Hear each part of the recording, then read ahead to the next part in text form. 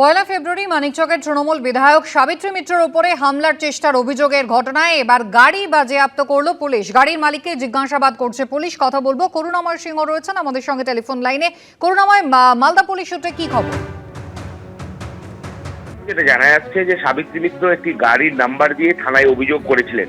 সেই গাড়ির নাম্বার ধরে পুলিশ ঘটনার তদন্ত আরম্ভ করে এবং বেশ কয়েকটি সিসিটিভি ফুটেজ পুলিশ খতিয়ে দেখে এবং সেই রাস্তা দিয়ে যে সমস্ত গাড়ি ওই নাম্বারে গেছিল সেই সমস্ত গাড়ির খোঁজ খবর চালাতে গিয়ে পুলিশ জানতে পারে যে বৈষ্ণবনগরের একজন বাসিন্দা মোহাম্মদ সানিজ আক্তার, তার এই গাড়িটি রয়েছে, এই নাম্বারের গাড়ি রয়েছে এবং তার গাড়িটি পুলিশ বাজেয়াপ্ত করেছে ইতিমধ্যে এবং তার মোবাইল ফোন পুলিশ সিজ করেছে। পাশাপাশি কিন্তু তাকেও জিজ্ঞাসাবাদ করা হচ্ছে যে এই ঘটনার সাথে তার কোনো যোগ রয়েছে কিনা। এবং সাবিত্রী মিত্র এবং এই মোহাম্মদ সানিজ আক্তার দুজনকেই সামনাসামনি বসিয়ে জিজ্ঞাসাবাদও করেছে পুলিশ, যদিও দুজনেরই দাবি তারা কেউ কাউকে চেনেন না ব্যক্তিগতভাবে।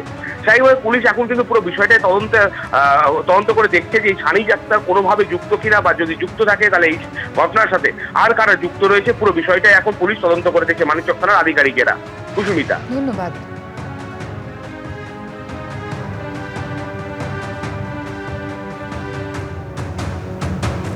এখানে আপনি আজকে কোশ্চেন করছেন যে আমরা পুলিশের কাজে সন্তুষ্ট কিনা, এভরিথিং এন্ড অল দ্যাট। আমরা সরকারে আছি, রাজ্যে আমাদের মাননীয় মুখ্যমন্ত্রী পুলিশ মন্ত্রী, এটা ভুলে যাবেন না। পুলিশ সঠিকভাবে কাজ করছে এবং সম্পূর্ণভাবে কাজ করছে। এটা সাবিত্রী মিত্র বড় কথা নয়, এটা রাজ্যের যে কোনো মানুষের ক্ষেত্রে হলে সেটা এইভাবে একইভাবে ইনকোয়ারি করা হয়। উনি ভালোভাবে কাজ করছে। আপনি কি বিধানসভায় তুলবেন যে এইভাবে? বিধানসভায় তুলবো কি জন্য? আশ্চর্য কথা। এখানে সরকার আমাদের দেখছেন, আমি এটাকে ভয় পাই না। আমার কথা হচ্ছে এরকম ঘটনা যাতে যেগুলো ঘটছে এইগুলো ইনকোয়ারি পুলিশ করছে। এরকম একটা তো ঘটনা নয় যে আমাকে জানিয়ে তো কেউ আসেনি, যেখানে এসপি কি করলেন, তাও কি করলেন। সেই জন্য এটা হচ্ছে একটা ঘটনা রিসেন্ট হয়ে গেছে। একজন গাড়ি ধরা পড়েছে, একজনকে ধরেছে। এই গাড়িটা আমরা নাম্বার বলেছিলাম, সেটাকে ধরে রেখেছেন পুলিশ, জিজ্ঞাসাবাদ করেছে। দলছুট হয়ে লোকালয়ে ঢুকে পড়েছিল হাতি, আর সেই হাতিকেই আর্থ মুভার দিয়ে উত্ত্যক্ত করলো স্থানীয়রা। এর মাঝে আর্থ মুভারের সঙ্গে সংঘর্ষে আহত হলো হাতি। ভাইরাল হলো সেই ভিডিও। অন্যদিকে মালবাজারে অমানবিক এই ছবি সামনে আসতেই আর্থ মুভারের সহচালককে গ্রেফতার করল পুলিশ। সোমবার তাকে আদালতে পেশ করা হলে 14 দিনের জেল হেফাজত হয় তাঁর।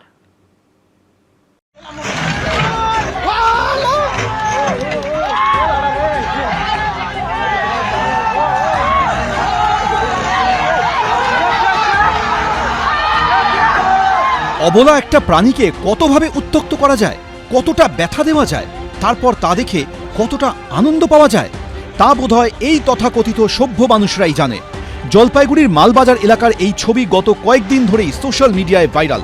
একটা অসহায় বন্য প্রাণীকে ক্রমাগত বিরক্ত করার, রাগানোর এই ছবি দেখে বয়ে যাচ্ছে নিন্দার ঝড়। এই ভাইরাল ভিডিওতে দেখা যাচ্ছে হাতির সামনে একটি টংঘর থেকে ক্রমাগত চিৎকার করছে অনেকে। এরপর হাতিটি ছুটে গিয়ে টংঘরে ধাক্কা মারে।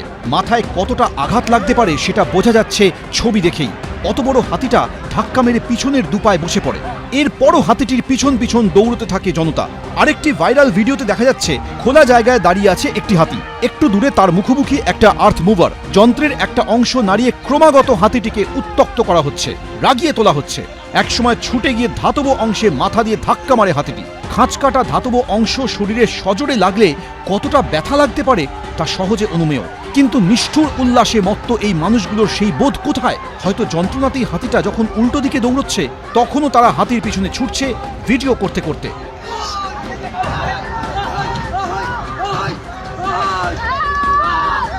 এই ছবি ভাইরাল হওয়ার পর রবিবার রাতে জেসিবি সহ চালক অমন এক্কাকে গ্রেফতার করেছে পুলিশ।